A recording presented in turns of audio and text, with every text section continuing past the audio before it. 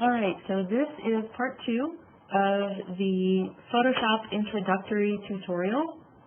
And once again, we are here at our launch page, and we notice that the file that we made earlier shows up right here, and we can double-click on that to open it up, and here it is. So there's a couple things I forgot to talk about in the first video, and one of those things was how to dock these menus over here on the right-hand side. So you can adjust them. You can also, if you grab in a blank spot, you can click and hold and drag, and you can undock them. Okay, so they can float. Right?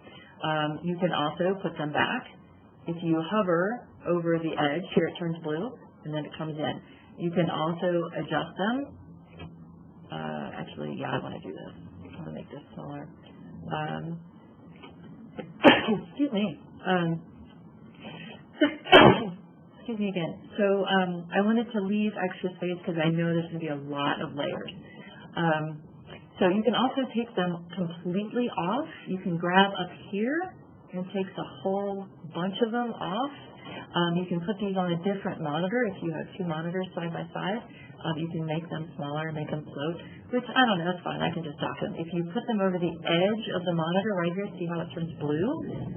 Then they're docked on that right-hand side.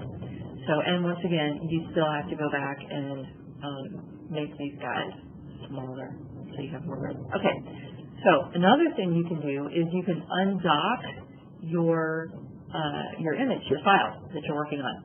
So this can also float, right? And you can have multiple files open, and you can drag and drop and do all kinds of fun stuff. We'll get into that later.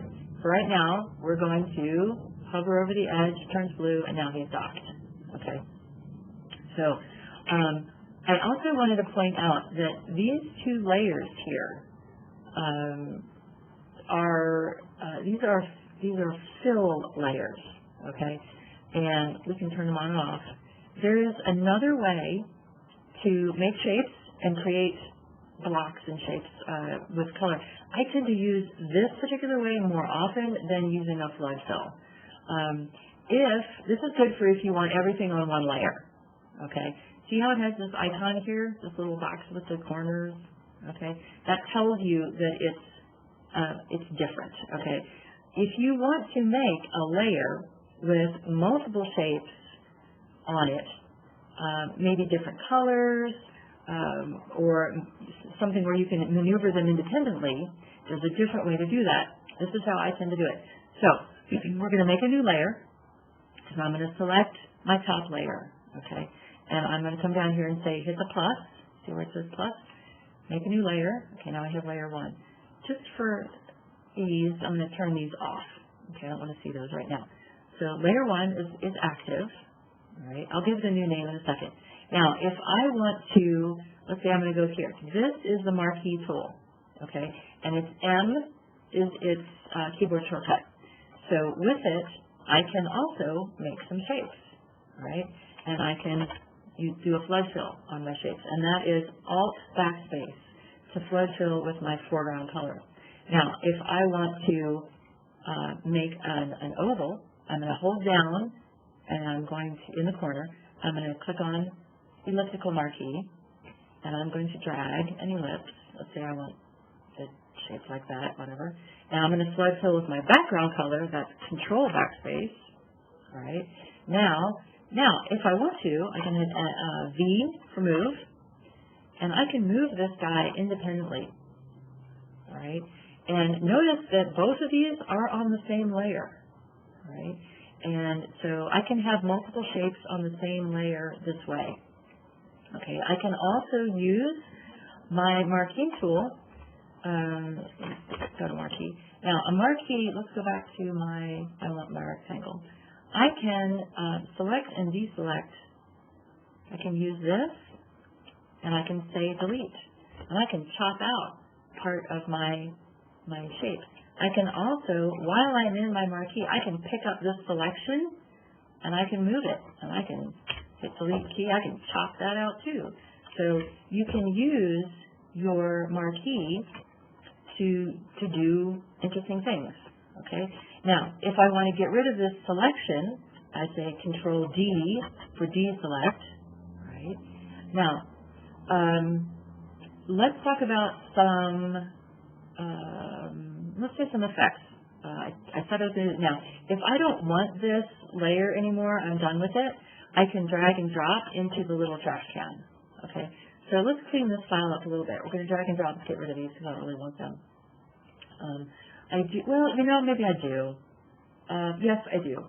So let me point something out. This layer here is the text layer, because it says T. Okay. If I want to put a box on this, on my text layer, I can't. I can't fill. I'm trying to do a flood fill and it won't let me because this is a text layer. It's special. So I need to make a new layer. Okay. Now I can do a flood fill and there's my box. Okay. And it's kind of big. Let's say Control T, and we're going to scale that down just a little bit because I'm going to show you, and then Enter. And then V for move. I'm going to move it up here. I'm going to show you guys how to do some interesting effects. So on your layer, let's call this, so double click, and we're going to call it box, or it's mini box. All right. So now with effects, you can get to them right here. Oops, let me select this. Make sure that it's actually highlighted. And then go to your effects tool, right? And you can say, let's put a drop shadow on it. Okay, so there's my drop shadow. Now, I have all these different themes that I can do to it. So this drop shadow, let me move it out of the way. I can specify what angle the light is coming in at. Let's do like 135. That's always nice. Okay, so my blend mode is multiply. That means it's going to get darker. Okay, my opacity is how opaque is it? Okay, let's put it up. Yeah, 60 is good. Distance is how far away is the shadow from my object. All right, so yeah, that's probably good. Spread shows me how far away from my purple box does it go. Okay, it doesn't have to be that far. And then size is how big of a shadow. Do I want it sharp, or do I want it kind of softer, a little bit softer? Okay, so I'm going to make it a little bit closer in, something like that. Yep. Okay, and let's make it a little bit more, a little bit darker. Okay. Now I can also, on this box here, I can change the color. If I want my drop shadow to be blue instead, I can totally do that. That's okay. You have like a nice dark blue kind of, yeah, that's nice. All right, cool. Now, once I'm done with this, and I have everything done the way I want, I say okay. All right. Now, I notice that in my layer, I have extra stuff here. It says FX here, and it says I have a drop shadow. Now, I can, if I want, I can add another effect. All right, so make sure it's selected. Effects, and this time let's do a bevel. Okay, so now we are going to we're going to have not an emboss. Let's do an outer bevel. Outer bevel. Do an inner bevel. Inner bevel. Okay. This just gives it a beveled edge.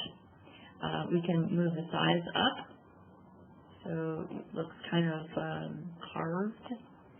Okay. And we can soften. Maybe I don't want it very soft. We'll do it like that. We can change the depth. And then I want it, right about there. That's kind of carved out. You can have it smooth or hard. Okay, you can make it look, like it has a sharp edge on it. I kind of like that. You can chisel soft too. Let's do chisel soft. That's nicer too. All right, now, as far as the light goes, if you say use global light, right here, a little checkbox, that means that all of your effects, your drop shadow, your bevel, whatever you're doing, are going to use the same angle of light. And usually 9 times out of 10, that's what you want.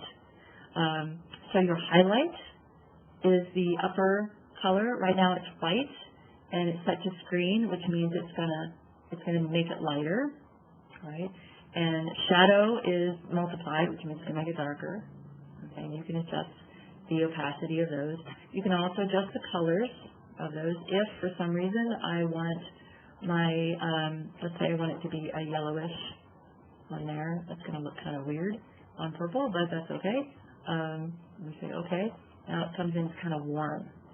And then if we make this a really deep blue, that's going to cool it down. We could even go towards purple a little bit. That's going to be a little bit more subtle in terms of color. All right, and then once we're done, and you can see a preview right here. All right, let's say OK. Now we have two effects in our layer, and I can turn them off, or I can turn off individual ones if I want to see them or don't see them. Okay. Also, this gets long, so if I have like 12 layers and they all have effects, this gets really big. So you can close your layer or close your effects, okay, or not. Okay, so if you don't really want to see them right now, you can close them. Okay, so that's something you can do. And you can do the same thing with text. All right. So let's say we want to drop shadow. So if we click on drop shadow, it defaults to the exact same settings that we had for this box. So if you want to have them the same, that's cool. I really don't. I want to have this a little closer because that's really too far away. And so I want it closer. I want the size smaller because there's a lot of little details in here, and I want the spread to be a little bit less. Right? And I don't want that. Let's go ahead and put it to black. There we go. And maybe not quite that dark. Let's make it a little bit softer, like 50%. Okay. And maybe a little bit more distance on it. There. That's good. Okay. Now, say OK. Now, my text layer also has effects, and I can close them up if I want, if I don't want to see them. All right. So there's some basics. The next, let's see, what are we up to? Oh, we're up to 12 minutes. So the next video is going to be bringing in some images. So let's see. Yeah, that's probably good for now. I don't want these to get too long. This is just basics. So yeah, let me close out of this, and the next one we will deal with bringing some images in.